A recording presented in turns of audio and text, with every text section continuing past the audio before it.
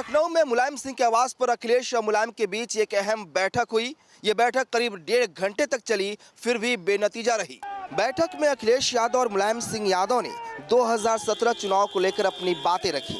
ये फैसला हुआ शिवपाल सिंह यादव चुनाव से बाहर रहेंगे। प्रोफेसर राम गोपाल के पास अब तक जो अधिकार थे वो सारे अधिकार अखिलेश के पास रहेंगे। इसके लिए चुनाव आयोग में लिख कर देने के लिए मुलायम सिंह यादव तैयार भी हैं।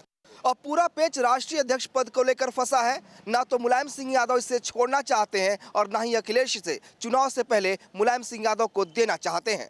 जर्नलिस्ट दीपक राणा के साथ विनोद मिश्रा, न्यूज नेशन, लखनऊ।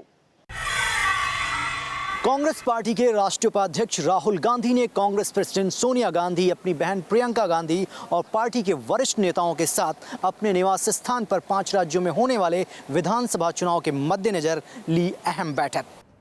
विदेश से आने के तुरंत बाद राहुल गांधी एक बार फिर सक्रिय दिखे। 5 राज्यों में होने वाले विधानसभा चुनाव को लेकर राहुल गांधी ने अपने निवास स्थान पर अहम बैठक बुलाई। सूत्रों से मिली जानकारी के मुताबिक यूपी में कांग्रेस पार्टी समाजवादी पार्टी के साथ गठबंधन कर सकती है, लेकिन कांग्रेस पार्टी अभी भी 100 सीटें मांग रही है, जिसको लेकर अभी भी गतिरोध बना हुआ है। अब देखना यह है कि 5 राज्यों में होने वाले विधानसभा चुनाव में राहुल किस तरीके से अपनी पार्टी की वापसी कराते हैं। वीडियो जर्नलिस्ट सुभाष चंद्र के साथ रविकांत राय, न्यूज नेशन, दिल्ली। विवादित बयान पर चुनाव आयोग ने बीजेपी सांसद साक्षी महाराज को नोटिस जारी करते हुए पूछा है कि आप पर कार्रवाई क्यों न की जाए। पिछले हफ्ते संत सम्मेलन में साक्षी महाराज ने यह बयान दिया था। चुनाव आयोग ने कहा है कि जनसंख्या पर टिप्पणी किसी जाति धर्म विशेष पर करना भी आदर्श आचार संहिता का उल्लंघन है। साक्षी महाराज के इस बयान पर चुनाव आयोग ने कहा है कि उनकी टिप्पणियों में विभिन्न वर्गों के बीच शत्रुता को बढ़ावा देने का प्रभाव लगता है। आपको बता दें कि सर्वोच्च न्यायालय ने हाल ही में आदेश जारी करते हुए कहा था कि राजनीतिक दल या फिर उम्मीदवार किसी भी तरह धर्म या जाति के आधार पर वोट नहीं मांग सकते और ना कोई टिप्पणी कर सकते हैं। वीडियो जर्नलिस्ट शान पटनायक के साथ सैयद आमिर हुसैन, न्यूज नेशन, दिल्ली। नोटबंदी के खिलाफ बेंगलुरु में कांग्रेस की विरोध रैली। नोटबंदी के खिलाफ आईटी सिटी बेंगलुरु में आज कांग्रेस नेता और कार्यकर्ता सड़कों पर उतरे और नोटबंदी के फैसले को गलत ठहराया। कर्नाटक प्रदेश कांग्रेस अध्यक्ष जी परमेश्वर के नेतृत्व में कांग्रेस के सैकड़ों कार्यकर्ताओं ने टाउन हॉल से डीसी ऑफिस तक एक रैली निकाली। कांग्रेस ने आरोप लगाया कि नोटबंदी से गरीब लोगों की मुश्किलें बढ़ गई है। बेंगलुरु के साथ साथ मैसूरू और मंगलुरु में भी कांग्रेस कार्यकर्ताओं ने विरोध प्रदर्शन किया। साफ है, कांग्रेस नोटबंदी के मामले को लेकर बीजेपी को चौतरफा घेरने की कोशिश में लगी है। वीडियो जर्नलिस्ट मधु के साथ Yasir Mushtaq, news nation, Bengaluru. Jammu Kashmir assembly में आज एक बार फिर हंगामा देखने को मिला और विपक्षी दलों ने स्पीकर और कठुआ में हुई हिंसा के विरोध में जमकर प्रदर्शन किया। असेंबली शुरू होते ही सबसे पहले कांग्रेस के साथ दूसरे विपक्षी दलों ने स्पीकर पर भेदभाव का आरोप लगाया। दरअसल स्पीकर ने कल कांग्रेस विधायक को एंटी नेशनल नारेबाजी करने को लेकर फटकार लगाई थी, लेकिन विधायक ने स्पीकर के आरोपों से इनकार किया था और उसी को लेकर आज विपक्ष आग बबूला दिखा। लेकिन स्पीकर ने अपने शब्दों को वापस लेकर माहौल को ठंडा कर दिया। अभी ये मामला ठंडा भी नहीं हुआ था कि विपक्ष ने कठुआ में हुई हिंसा का मामला उठा दिया। इस पर विपक्ष सरकार से नाराज हो गया और उसने सदन से वॉकआउट किया। जम्मू कश्मीर असेंबली को शुरू हुए अभी कुछ ही दिन हुए हैं, लेकिन विपक्ष नए नए मुद्दे उठाकर हर दिन असेंबली की कार्रवाई को रोकने की कोशिशों में लगा हुआ है। वीडियो जर्नलिस्ट एजाज अहमद के साथ शाहनवाज खान, न्यूज नेशन, जम्मू। गांधीनगर के महात्मा मंदिर में प्रधानमंत्री नरेंद्र मोदी ने वाइब्रेंट गुजरात 2017 का ओपनिंग किया। बड़े बड़े उद्योगपति रहे मौजूद। वाइब्रेंट गुजरात 2017 का ओपनिंग गांधीनगर के महात्मा मंदिर में प्रधानमंत्री नरेंद्र मोदी ने किया। मंच पर से प्रधानमंत्री नरेंद्र मोदी ने मेक इन इंडिया पर जोर दिया। मंच पर प्रधानमंत्री के साथ देश के बड़े उद्योगपति मुकेश अंबानी, रतन टाटा और गौतम अडानी के साथ और कई बड़े उद्योगपति मौजूद रहे। सभी ने मंच पर से प्रधानमंत्री और भारत सरकार के कसीदे पढ़े। My government is strongly committed to continue the reform of the Indian economy. Friends, we have placed the highest emphasis on ease of doing business. प्रधानमंत्री नरेंद्र मोदी ने मंच पर से कहा कि इंडिया से ज़्यादा बड़ी ब्रांड अब मेक इन इंडिया बन चुका है, जिसका जिक्र पूरा विश्व कर रहा है। गांधीनगर से हितल खत्री के साथ पूराव पटेल, न्यूज़ नेशन। भारतीय ओलंपिक संघ ने बदला अपना फैसला, रद्द किया सुरेश कलमाड़ी और अभय चौटाला को आजीवन अध्यक्ष बनाने का आदेश। भारतीय ओलंपिक संघ ने अभय चौटाला और सुरेश कलमाड़ी को आजीवन अध्यक्ष बनाने के अपने फैसले को रद्द कर दिया है। इंडियन ओलंपिक एसोसिएशन ने अपनी गलती को सुधार लिया है, ये देखकर मुझे संतुष्टि है। दिसंबर को आईओए ने चौटाला और कलमाड़ी दोनों को अपना आजीवन अध्यक्ष चुना था, जिसके बाद इस फैसले का काफी विरोध होने लगा और इसी के चलते खेल मंत्रालय ने आईओए को एक कारण बताओ नोटिस भी जारी किया था।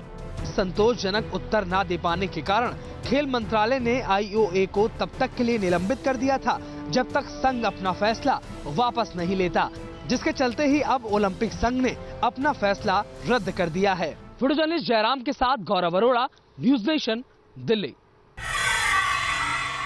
हाजीपुर के अनुसूचित जाति जनजाति छात्रावास में छात्रा के सब मिलने को लेकर बवाल बढ़ा हुआ है। राजनीति इस पर शुरू हो चुकी है और कुछ राजनेता वहां पहुंचकर मर्यादा तोड़ते भी दिख रहे हैं। छात्रावास में छात्रा के सब मिलने के बाद बवाल बढ़ा हुआ है। स्थानीय लोगों ने जमकर हंगामा किया, पथराव किया और आरोपी की गिरफ्तारी की मांग भी लगातार की जा रही है। वहां पर राजनेताओं के जाने का सिलसिला भी जारी था और इस बीच पहुंचे आरएलएसपी के विधायक ललन पासवान। आश्चर्य की विधायक वहां पहुंचकर छात्राओं से कुछ ऐसे आपत्तिजनक सवाल करने लगे जिससे वह छात्राएं असहज महसूस करने लगी और इधर उनके इस सवाल पर बवाल शुरू हो गया। आरएलएसपी के विधायक के इन आपत्तिजनक सवालों के बाद अब वहां राजनेताओं के जाने पर रोक लगा दी गई है और पुलिस अनुसंधान में तेजी से जुटी हुई है। विजय सत्येंद्र के साथ रजनीश सिन्हा, न्यूज़ नेशन, पटना। राजधानी जयपुर में युवती को ऑटो में जबरन बैठाकर किया गैंगरेप, पुलिस की गिरफ्त से अभी भी आरोपी फरार। जयपुर के सदर इलाके में युवती को ऑटो में बैठाकर जबरन सुनसान इलाके में ले जाकर दुष्कर्म किया।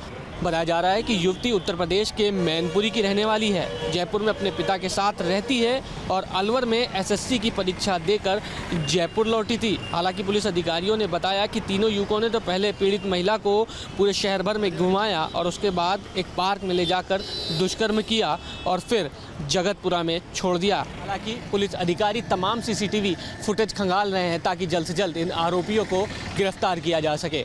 वीडियो जर्नलिस्ट नक्षत्रपाल सिंह के साथ मनीष भट्टाचार्य, न्यूज़ नेशन, जयपुर।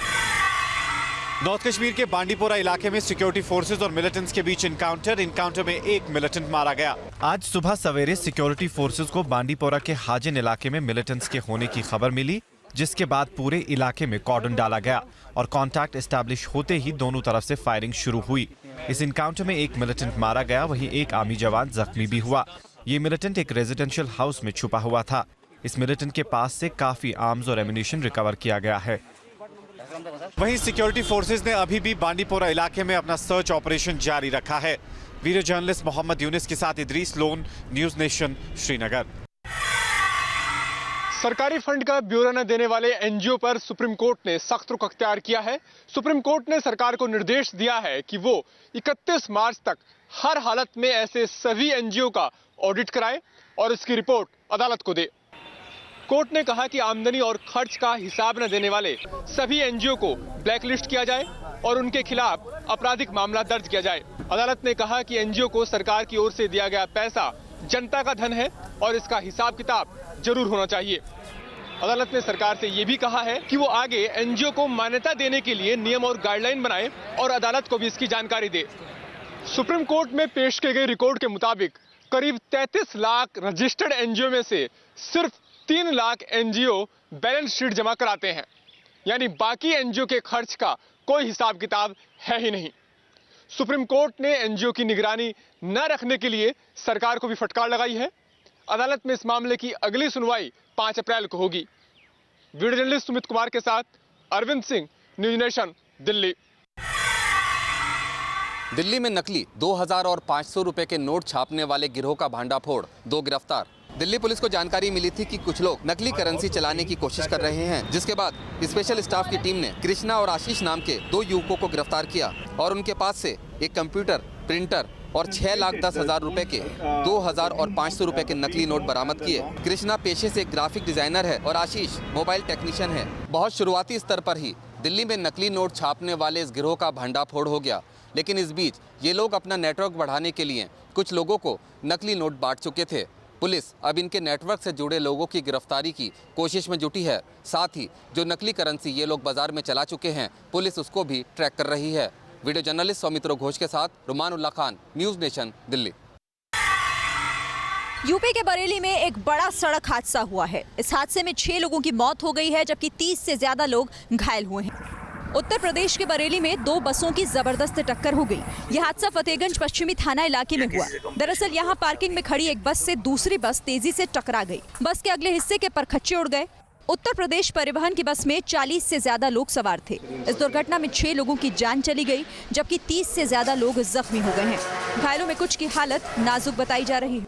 यह हादसा एक बड़ी लापरवाही की ओर इशारा कर रहा है कि आखिर पार्किंग में खड़ी बस से टकराकर इतना बड़ा हादसा कैसे हो गया। अब इसकी जांच की जा रही है। वीडियो जर्नलिस्ट दीपक बिष्ट के साथ शीरीन, न्यूज़ नेशन। पहाड़ों पर जारी बर्फबारी ने एक और जहां सैलानियों को खुश कर रखा है, वहीं यहां के बाशिंदों के लिए ये बर्फबारी मुसीबत का सबब बनी हुई है। जिस तरफ नजर जाए सिर्फ बर्फ ही बर्फ। ये नज़ारा है शिमला का। यहाँ लोगों के घरों पर बर्फ की चादर जम गई है। रास्ते बंद होने से आने जाने में लोगों को परेशानी हो रही है। कुफरी नालदेहरा में 4 फुट बर्फ जमी हुई है, जिसकी वजह से यहाँ पहुंचे टूरिस्ट को 2-3 दिन यहीं रहना पड़ सकता है। इससे पहले रास्ते साफ होने की उम्मीद नहीं है। शिमला के अलावा उत्तराखंड के अल्मोड़ा में भी बर्फ ने सब कुछ अपनी आगोश में ले रखा है। लोकल लोग भले ही थोड़े परेशान हो, लेकिन सैलानियों की यहाँ मौज है। वहीं अनंतनाग में भी लोग परेशान हैं। यहाँ रहने वालों को पानी और बिजली की परेशानी झेलनी पड़ रही है। पहाड़ों पर हर तरफ बर्फ की चादर बिछी हुई है, जिससे तापमान में जबरदस्त गिरावट दर्ज की गई है और आसपास के मैदानी इलाकों में भी ठिठुरन बढ़ गई है। वीडियो जर्नलिस्ट दीपक बिष्ट के साथ श्वेता श्रीवास्तव, न्यूज़ नेशन।